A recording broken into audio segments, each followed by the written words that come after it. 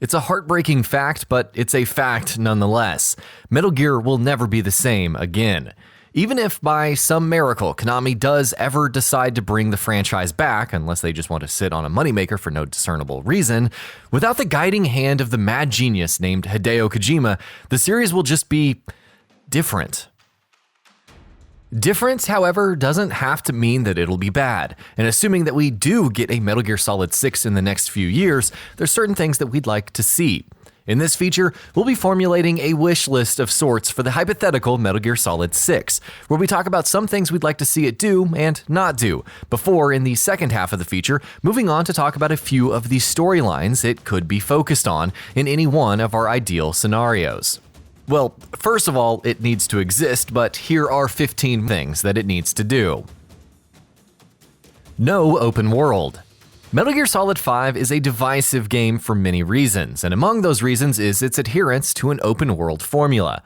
While some feel that the ambitions were impressive and the desire to go bigger was laudable, there are many who feel that the execution just wasn't right. For whatever reason, design choices, development crunch, issues with the publisher, the Phantom Pain's open world felt vast and empty, even if the dozens upon dozens of systems made it fun to just mess about in. As such, we're hoping that, should we ever get a Metal Gear Solid 6, it'll ditch the open world design philosophy and go back to a linear, narrative-driven approach. Indoor levels. This is, in many ways, an extension of our previous point. Metal Gear Solid has always been at its best when it has put players in indoor environments, or tighter ones at any rate, if not exactly indoors. The vast open stretches of the Phantom Pain could make for some experimental options, but that game too often shined the best when it put players into large indoor stealth gauntlets. If Metal Gear Solid 6 will indeed not be open world as we discussed, then by default it'll have more of the indoor, tighter levels the series used to be full of.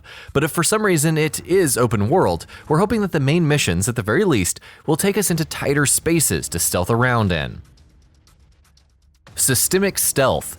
For all the things that the Phantom Pain didn't do as well as it could have, the one thing it nailed to perfection was just how systemic every single aspect of its gameplay was, and how all of those systems constantly kept interacting with each other to deliver some of the most impressive and engaging emergent gameplay we've ever seen. Certainly, before Breath of the Wild came out, the Phantom Pain was the benchmark for how to do systemic emergent gameplay right in an open world setting. But even though we'd prefer for Metal Gear Solid 6 to not be open world, we would still like it to keep its stealth completely systemic the way that it was in the Phantom Pain. David Hayter. Since 1998, David Hayter has been nearly as synonymous with Metal Gear Solid as Hideo Kojima himself is.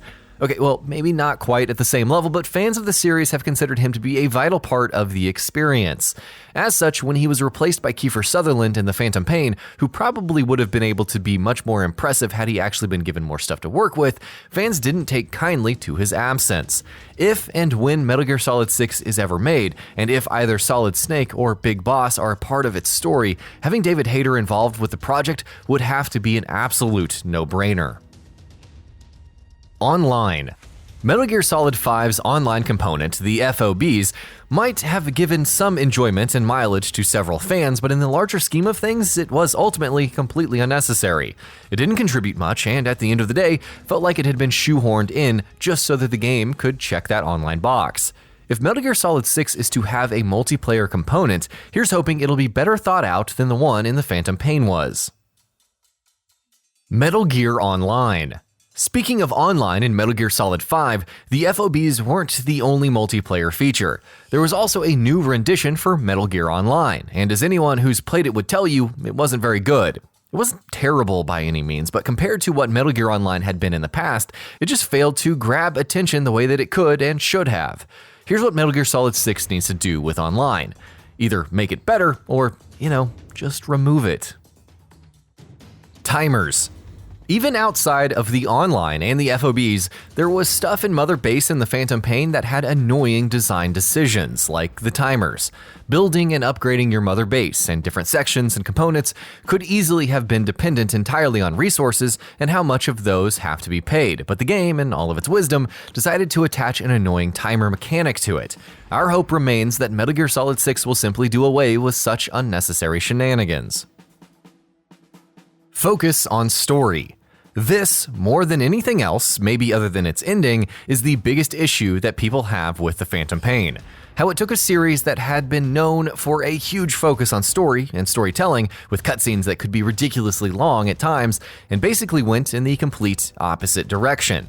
For veteran fans of the series, it felt like a betrayal of Metal Gear's identity. Sure, without Kojima, the series might not have that same flair and flights of outlandish fantasy again, but hopefully the hypothetical Metal Gear Solid 6 will go back to a story-centric game like Metal Gear is supposed to be. But if that does happen, what could its story focus on? There's always the possibility that Konami takes it in completely new directions, but there's also plenty of opportunities to go back to and explore the past of several events and characters in the series that we'd like to know more about. So from here on out, we'll be discussing a few possible directions the series could take. Really, whichever one the series goes with, if it goes with any of them, and if it ever comes back, would be aces in our book. COBRA Unit. The boss and her COBRA unit were a huge presence in Metal Gear Solid 3, and the game ingeniously told us just enough about their backstories to get us hooked, but not enough to leave everything properly explained. Back when Kojima was still at Konami, he had ideas for a prequel Metal Gear game that would be the first in the series' chronology and focus on the boss and the COBRA unit during the events of World War II. And really, that's a prospect that'll make any Metal Gear fan salivate. Getting to know more about the unit, about the sorrow, about the boss, about their relationship, and eventually even about the birth of Ocelot, who the hell wouldn't want to see a game with all of that? The Philosophers. Deeply tied with the story of Snake Eater and the COBRA unit is, of course, the story of the Philosophers. Before the Patriots, before even Cypher, there were the Philosophers, the organization that gave birth to it all. That, in more ways than one, defined so much of what happened in essentially the entire series. And while Metal Gear Solid 3 spoke of them and their legacy quite a bit, how amazing would it be to see a game focused completely on them and their formation? Going further back in the series' chronology and explaining its lore and mythology even further isn't something any Metal Gear fan would be averse to, and really, what better way to do that than flesh out the story of the formation of the Philosophers? Snake and Raiden. Another time frame a potential sequel could focus on is the gap between Sons of Liberty and Guns of the Patriots, in a game that could potentially serve us a two-pronged story focusing on both Raiden and Solid Snake. Both characters went through some really interesting things before Metal Gear Solid 4. Snake, who was hunting down information about the Patriots while also dealing with the onset of accelerating aging, and Raiden, who was essentially remade into a cyborg ninja and was completely transformed from how we saw him last in Metal Gear Solid 2. Seeing a story focused equally on both of them and their journeys would certainly be an excellent setup. Cypher. The gap between Metal Gear Solid 3 and Peace Walker is also a big one, and as we all know, a great deal of stuff happens in that period. The formation of Cypher, the beginnings of the L'Enfant Terrible project, the falling out of Major Zero and Big Boss. There's a lot of interesting stuff that a game set in that time period and focusing on those things could do. Oh, and speaking of Big Boss, Big Boss. The Phantom Pain gave us a serious thirst for a game revolving around Big Boss, for reasons that shall not be named because Venom Snake was never really Big Boss to begin with, was he? And we know that during that time and after it, Big Boss was building Outer Heaven, and that he would eventually go back to joining Foxhound before the events of Metal Gear, even if it was as a covert operative, which is an assumption, but then again, that's the only assumption that makes any real sense. So maybe seeing a game based on Big Boss during those years wouldn't be the worst thing in the world. In fact, a ton of Metal Gear fans would like to see a game that connects the events of the Phantom Pain with those portrayed in the original MSX Metal Gear. Solidus Snake. Solidus Snake, a true patriot, a man who was really fighting the good fight all along. Let's just ignore that he was fighting it in the worst way possible. Really, we never got enough of Solidus. Not nearly as much as we would have liked, and I'm sure I speak for the vast majority of Metal Gear fans when I say that a game featuring Solidus as the primary character before he became the president, maybe even during the Liberia War where he first met Raiden, would be an excellent narrative setup. Gray Fox.